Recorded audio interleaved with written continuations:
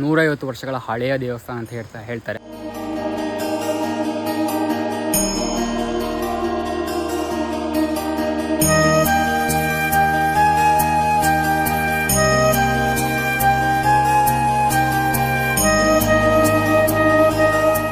ದೇವಸ್ಥಾನದ ಎದುರುಗಡೆ ಒಂದು ಸಣ್ಣ ಮಂಟಪ ಇದೆ, ಆಚೆ ಕಡೆ ಒಂದು ಸಣ್ಣ ಕೊಠಡಿ ಥರ ಇದೆ, ಆಚೆ ಕಡೆ ಸಣ್ಣ ಒಂದು ಗುಡಿ ಇದೆ.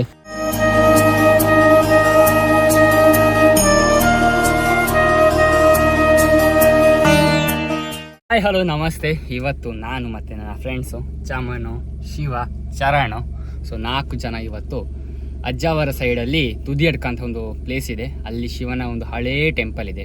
ಅಲ್ಲಿಗೆ ಹೋಗ್ತಾ ಇದ್ದೇವೆ. ತುಂಬ ಜನರಿಗೆ ಈ ಒಂದು ಟೆಂಪಲ್ನ ವಾಟ್ಸಪ್ಪಲ್ಲಿ ಸ್ಟೇಟಸಲ್ಲೆಲ್ಲ ನೋಡಿರ್ತೀರ. ಎಲ್ಲಿ ಹೇಗೆ ಹೋಗೋದು, ಎಲ್ಲಿ ಪೂಜೆ ಹೇಗಾಗ್ತದೆ, ಯಾವುದು ಕೂಡ ವಿಷಯ ಗೊತ್ತಿರೋದಿಲ್ಲ.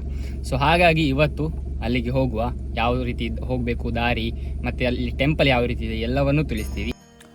ಅಜ್ಜಾವರದಿಂದ ನಾರ್ಕೋಡು ಹೋಗುವ ರಸ್ತೆಯಲ್ಲಿ ಹೋಗ್ತಾ ಇರುವಾಗ ಈ ಒಂದು ಬೋರ್ಡ್ ಕಾಣುತ್ತೆ, ತುದಿಯಡ್ಕ ಶ್ರೀ ಸದಾಶಿವ ದೇವಸ್ಥಾನಕ್ಕೆ ಹೋಗುವ ದಾರಿ ಅಂತ. ಈ ಒಂದು ಬೋರ್ಡ್ ಯಾವ ರೀತಿ ತೋರಿಸುತ್ತೋ ಅದೇ ರೀತಿ ಹೋದರೆ ಆಯಿತು. ಹೋಗುವಾಗ ರೈಟ್ ಸೈಡ್ ತೊಗೊಂಡು ಹೋಗ್ತಾ ಇದ್ದರೆ ಒಂದು ಡೆಡ್ ಎಂಡ್ ಸಿಗುತ್ತೆ. ಅಲ್ಲಿ ನಿಮ್ಮ ಕಾರ್ ಆಗಿರ್ಬೋದು, ಬೈಕ್ ಆಗಿರ್ಬೋದು ನಿಲ್ಲಿಸಿ ಒಂದು 100 ಮೀಟರ್ಸ್ ನಡ್ಕೊಂಡು ಹೋಗಬೇಕಾಗುತ್ತೆ.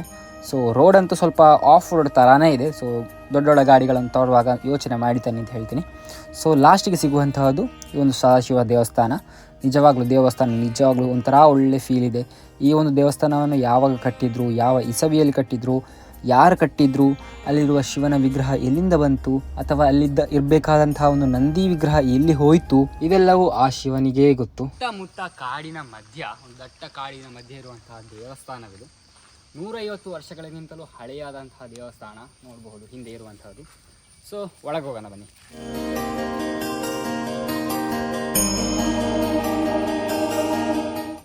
ಶಿವನ ಮುಂಭಾಗದಲ್ಲಿರುವಂತಹ ಈ ಒಂದು ಮಂಟಪದಲ್ಲಿ ನಿಜವಾಗ್ಲೂ ನಂದಿ ವಿಗ್ರಹ ಇರಬೇಕಿತ್ತು. ಆದರೆ ಇಲ್ಲಿ ನಿಜವಾಗ್ಲೂ ಏನೂ ಇಲ್ಲ, ಜಸ್ಟ್ ಸೆಗಣಿ ಬಿದ್ದುಕೊಂಡಿದೆ. ಅಂದರೆ ಅರ್ಥ ಏನು ಅಂತ ಹೇಳಿದ್ರೆ, ಇಲ್ಲಿ ಎತ್ತು ಅಥವಾ ನಂದಿ ಏನು ಅಂತ ಕರಿತೇವೆ ನಾವು, ಅದು ಬಂದು ಕೂತ್ಕೊಳ್ಳುವ ಸನ್ನಿಧಿಯಾಗಿದೆ ಅಂತ ಹೇಳ್ಬೋದು. ನಿಜವಾದ ಎತ್ತು ಅಥವಾ ನಂದಿ ಬಂದು ಕೂತ್ಕೊಳ್ಳುತ್ತೆ. ದೇವಸ್ಥಾನದ ಬಲಭಾಗದಲ್ಲಿ ಇಲ್ಲಿ ಒಂದು ಗುಡಿ ಇದೆ. ಇಲ್ಲಿ ಕೂಡ ಪೂಜೆ ನಡೀತದೆ. ಅಲ್ಲಿ ಯಾವಾಗ ಪೂಜೆ ನಡೀತದೆ ಅದೇ ದಿವಸ ಇಲ್ಲಿ ಕೂಡ ಪೂಜೆ ನಡೀತದೆ. ನೋಡಬಹುದು ದೇವಸ್ಥಾನದ ಈ ಒಂದು ಗುಡಿಯ ಯಾವ ರೀತಿ ಇದೆ ಅಂತ. ಮೇಲೆ ಟರ್ಪಲ್ ಹಾಕಿ ಒಂದು ನೀರೆಲ್ಲ ಒಳಗೆ ಹೋಗೋದ ಹಾಗೆ ಮಾಡಿಟ್ಟಿದ್ದಾರೆ. ಶಿಥಿಲಾವಸ್ಥೆಯಲ್ಲಿದೆ ಅಂತ ಹೇಳೋದಕ್ಕೆ ಅದೊಂದು ನೋಡಬಹುದು ಯಾವ ರೀತಿ ಇದೆ ಅಂತ. ಆ್ಯಂಡ್ ದೇವಸ್ಥಾನ ಕೂಡ, ಮೇನ್ ದೇವಸ್ಥಾನ ಕೂಡ ಹಳೆ ಫುಲ್ ಹಂಚಾಗಿರ್ಬೋದು, ಒಂಥರ ಹಳೆ, ಎಷ್ಟು 150 ವರ್ಷಗಳ ಹಳೆ ಬಿಲ್ಡಿಂಗ್ ಇನ್ನೂ ಕೂಡ ಶಿಥಿಲಾವಸ್ಥೆಯಲ್ಲೇ ಇದೆ.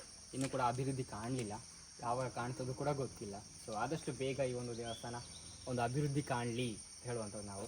ಲಾಸ್ಟ್ ಟೈಮ್ ಇಲ್ಲಿಗೆ ಬಂದಿದ್ದಾಗ ಫುಲ್ ಕಸ ಕಡ್ಡಿ ಎಲ್ಲವನ್ನು ತುಂಬಿತ್ತು. ಆ ಲಾಸ್ಟ್ ಟೈಮ್ ನಾವು ವಿಜಯ್ ವಿಖ್ಯಾತ್ ನಮ್ಮ ಟೀಮ್ ಏನಿದೆ ಬಂದು ಕ್ಲೀನ್ ಮಾಡಿ ಹೋಗಿದ್ರು. ಈ ಸರ್ತಿ ಆ ರೀತಿಯ ಒಂದು ಬಲ್ಲೆ ಅಥವಾ ಒಂದು ಗಲೀಜು ಆ ಥರ ಇಲ್ಲ. ಬಟ್ ಇಲ್ಲಿ ಲೇಸ್ ಪ್ಯಾಕೆಟು, ಚಿಪ್ಸ್ ಪ್ಯಾಕೆಟು ಅದೆಲ್ಲ ತಂದು ಹಾಕಿದ್ದಾರೆ. ಇದೆಲ್ಲ ಎಲ್ಲಿ ಬರುತ್ತೆ? ಯಾರಾದರೂ ಹೊರಗಿನವರು ಬಂದವರು ತಂದು ಹಾಕೋದಲ್ವ?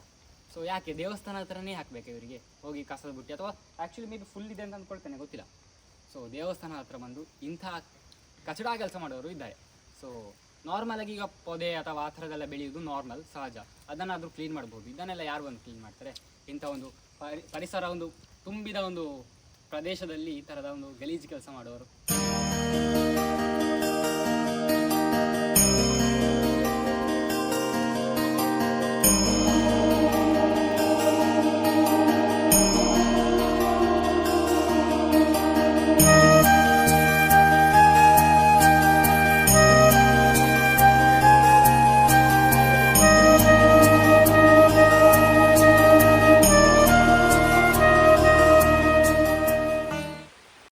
ನೋಡಿದ್ರಲ್ಲ, ಇದು ನಮ್ಮ ಸದಾಶಿವ ದೇವಸ್ಥಾನ ತುದಿಯಡ್ಕ. ಇದು ಕೋರ್ಟ್ ಕೇಸಲ್ಲಿರೋದ ಕಾರಣದಿಂದಾಗಿ ಇದು ಯಾವುದೇ ರೀತಿ ಡೆವಲಪ್ಮೆಂಟ್ ಆಗಿರ್ಬೋದು, ಜೀರ್ಣೋದ್ಧಾರ ಆಗಿರ್ಬೋದು ಏನು ನಡೀತಾ ಇಲ್ಲ ಇವಾಗ. ನೋಡ್ಬೋದು ಆ ದೇವಸ್ಥಾನ ಯಾವ ರೀತಿ ಇದೆ ಅಂತ. ಅಲ್ಲಿ ಯಾವ ಕಾಲದಲ್ಲಿ ಕಟ್ಟಿರಬಹುದು, ಯಾರು ಕಟ್ಟಿರಬಹುದು, ಆ್ಯಂಡ್ ಆ ಕಲ್ಲುಗಳು ನೋಡ್ಬೋದು ಎಷ್ಟು ಯಾವ ಥರ ಇದೆ ಅಂತ. ಈ ಒಂದು ದೇವಸ್ಥಾನ ಕಟ್ಟಿರೋ ಟೈಮಲ್ಲಿ ಯಾವ ರೀತಿ ಇದ್ದಿರಬಹುದು ಅಂತ ನಾವೇ ಇವಾಗ ಒಂದು ಊಹೆ ಮಾಡಿಕೊಳ್ಬೇಕು. ಇವಾಗ ಆ ಥರ ಇಲ್ಲ ಇಲ್ಲಿ. ದೇವಸ್ಥಾನದ ಎದುರುಗಡೆ ಒಂದು ಸಣ್ಣ ಮಂಟಪ ಇದೆ, ಆಚೆ ಕಡೆ ಒಂದು ಸಣ್ಣ ಕೊಠಡಿ ಥರ ಇದೆ, ಆಚೆ ಕಡೆ ಸಣ್ಣ ಒಂದು ಗುಡಿ ಇದೆ. ಆ್ಯಂಡ್ ಇದು ಪ್ಲೇಸು ಯಾವ ಥರ ಇದೆ ಅಂತ ನೀವೇ ನೋಡಿ. ಕಾಡಿನ ಮಧ್ಯ ಒಂದು ದೇವಸ್ಥಾನ. ಇದು 150 ವರ್ಷಗಳ ಹಳೆಯ ದೇವಸ್ಥಾನ ಅಂತ ಹೇಳ್ತಾರೆ. ಇಲ್ಲಿ ಯಾವಾಗಲೂ ಪೂಜೆ ನಡೆಯುವುದಿಲ್ಲ. ವಾರಕ್ಕೆ ಒಂದು ಸಲ ಏನೋ ಪೂಜೆ ನಡೀತಾರೆ ಅಂತ ನಂಗೆ ಗೊತ್ತಾಯ್ತು ಇವಾಗ. ಆ್ಯಂಡ್ ಇನ್ನೊಂದೇನು ಅಂತ ಹೇಳಿದರೆ ಶಿವರಾತ್ರಿಯ ದಿವಸ ಇಲ್ಲಿ ಪೂಜೆ ಇರುತ್ತೆ, ಬೆಳಿಗ್ಗೆ ಬರಬಹುದು ಇಲ್ಲಿಗೆ. ಸೊ ಲಾಸ್ಟ್ ಟೈಮ್ ನಾನು ಬಂದಿದ್ದೆ ವಿಜಯ ವಿಖ್ಯಾತ ಅವರೊಟ್ಟಿಗೆ. ಸೊ ಇದು ನಮ್ಮ ಸುಳ್ಯದಲ್ಲಿರುವಂಥ ತುದಿಯಡ್ಕದ ದೇವಸ್ಥಾನ. ಸೊ ಬರೋದಾದರೆ ಬರಬಹುದು, ಯಾರಿಗೆ ಬೇಕಾದರೂ ಬರಬಹುದು, ಇಲ್ಲಿಗೆ ಬರಬಾರ್ದು ಆ ಥರ ಏನಿಲ್ಲ. ಸೊ ರೋಡ್ನ ನಾನು ಜಸ್ಟ್ ಮೇಯ್ನಾಗಿ ತೋರಿಸಿದ್ನಲ್ಲ, ಸೊ ಅದೇ ರೋಡಲ್ಲಿ ಬರಬಹುದು. ಸ್ವಲ್ಪ ರೋಡ್ ಕಂಡೀಷನ್ ಸ್ವಲ್ಪ ಆಚೆ ಈಚೆ ಇದೆ ಅಂತ ಹೇಳ್ಬೋದು. ಸೊ ಡೆಡ್ ಎಂಡ್ ಸಿಗುತ್ತೆ, ಅಲ್ಲಿಂದ ನಡ್ಕೊಂಡು ಬಂದರೆ ಟೆಂಪಲ್ ಕೂಡ ಸಿಗುತ್ತೆ. ಸೊ ಬರುವಾಗ ಅಲ್ಲಿ ಆನೆ ಲದ್ದಿಗಳು ಅಂದರೆ ಕಾಡು ಪ್ರಾಣಿ ಸಂಚರಿಸುವ ಜಾಗ ಕೂಡ ಇದು. ಸೊ ನೋಡ್ಕೊಂಡು ಬನ್ನಿ. ಸೊ ಯಾವ ಟೈಮಲ್ಲಿ ಬೇಕಾದ್ರೂ ಬರಬಹುದು, ಬಂದು ಭಕ್ತಿಯಿಂದ ಪೂಜೆ ಮಾಡಿ ಹೋಗಬಹುದು. ಸೊ ಸದಾಶಿವ ದೇವಸ್ಥಾನ. ಓಕೆ, ಸೊ ಫ್ರಂಟಿಂದ ನಿಮಗೆ ಈ ರೀತಿ ನೋಡಿ ಸಿಗ್ತಾ ಇದೆ. ಈ ಮಂಟಪದಲ್ಲಿ ಮೇ ಬಿ ನಂಗೆ ಗೊತ್ತಿರೋ ಹಾಗೆ ಪ್ರತಿಯೊಂದು ಶಿವನ ದೇವಸ್ಥಾನದಲ್ಲಿ ನಂದಿ ಇದ್ದೇ ಇರುತ್ತೆ. ಸೊ ನನ್ನ ಪ್ರಕಾರ ಇಲ್ಲಿ ನಂದಿ ಇದ್ದಿರಬಹುದು ಮುಂಚೆ, ಒನ್ಸ್ ಅಪಾನ್ ಎ ಟೈಮ್. ಮತ್ತು ಅದು ನೋಡ್ಬೋದು ಯಾವ ರೀತಿ ಶೀತಲಾವಸ್ಥೆಯಲ್ಲಿ ಆಗಿದೆ ಅಂತ. ಸೊ ಯಾವುದೋ ಒಂದು ಕಾರಣಕ್ಕಾಗಿ ಅದನ್ನು ತೆರವುಗೊಳಿಸಿರ್ಬೋದು ಅಥವಾ ಏನಾದರೂ ಆಗಿರಬಹುದು ಅಂತ ಅಂದ್ಕೊಳ್ತಿದ್ದೇನೆ, ನಂಗೆ ಗೊತ್ತಿಲ್ಲ. ಯಾಕೆಂತೇಳಿದ್ರೆ ಪ್ರತಿಯೊಂದು ಶಿವನ ದೇವಸ್ಥಾನ ಹೋಗಿ ನೋಡಿ, ಪ್ರತಿಯೊಂದು ಶಿವನ ದೇವಸ್ಥಾನದಲ್ಲಿ ಕೂಡ ನಂದಿ ಇದ್ದೇ ಇರುತ್ತೆ, ಶಿವನ ಮುಂಭಾಗದಲ್ಲಿ ಇದ್ದೇ ಇರುತ್ತೆ. ಸೊ ಇಲ್ಲಿ ಇಲ್ಲ ಅಂತ ಹೇಳೋದಕ್ಕೆ ಯಾವುದಾದ್ರೂ ಕಾರಣ ಇರಬಹುದು ಅಂತ ನಾನು ಭಾವಿಸ್ಕೊಳ್ತೇನೆ. ಸೊ ಇದೊಂದು ಕಟ್ಟೆ ನೋಡಬಹುದು, ಕಟ್ಟೆ ಮೇಲೆ ಒಂದು ಸಣ್ಣ ಒಂದು ಮೂರ್ತಿ ಅಂದರೆ ಒಂದು ಕಲ್ಲು ಇರಬಹುದು. ಅಲ್ಲಿ ತುಳಸಿ ಕಟ್ಟೆ ಕೂಡ ಇದೆ, ಇಲ್ಲಿ ಬಾವಿ. ಆ್ಯಂಡ್ ಇದು ನಮ್ಮ ಪರಿಸರ ಅಂತ ಹೇಳ್ಬಹುದು. ಈ ಸರ್ತಿ ಬಂದಿರುವಾಗ ಈ ರೀತಿ ಇದೆ. ನೆಕ್ಸ್ಟ್ ಟೈಮ್ ಬರುವಾಗ ಐ ಹೋಪ್ ಈ ಕೋರ್ಟ್ ಕೇಸ್ ಅದು ಏನೆಲ್ಲ ಇದೆ ಅದೆಲ್ಲ ಒಮ್ಮೆಗೆ ಸರಿಯಾಗಿ ಇದೊಂದು ಒಳ್ಳೆ ಜೀರ್ಣೋದ್ಧಾರ ಆಗಿ ಬರಲಿ ಅಂತ ಒಂದು ಕೇಳ್ಕೊಳ್ಳುವಂಥದ್ದು. ಸೊ ಬಂದರೆ ತುಂಬ ಜನರಿಗೆ ಕೂಡ ಒಂದು ಬರಬಹುದು ಇಲ್ಲಿಗೆ. ಒಂದು ಪ್ಲೇಸ್ ಒಂಥರ ಡಿವೈನ್ ಅಥವಾ ಒಂದು ಹಳ್ಳಿಯಲ್ಲಿ ಅಥವಾ ಒಂದು ಕಾಡಿನ ಮಧ್ಯೆ ಇರುವಂಥ ದೇವಸ್ಥಾನ ಅಲ್ವಾ. ಸೊ ನಿಜವಾಗ್ಲೂ ಚೆನ್ನಾಗಿದೆ, ಬನ್ನಿ ಒಮ್ಮೆ ನೋಡಿ ಯಾವ ರೀತಿ ಇದೆ.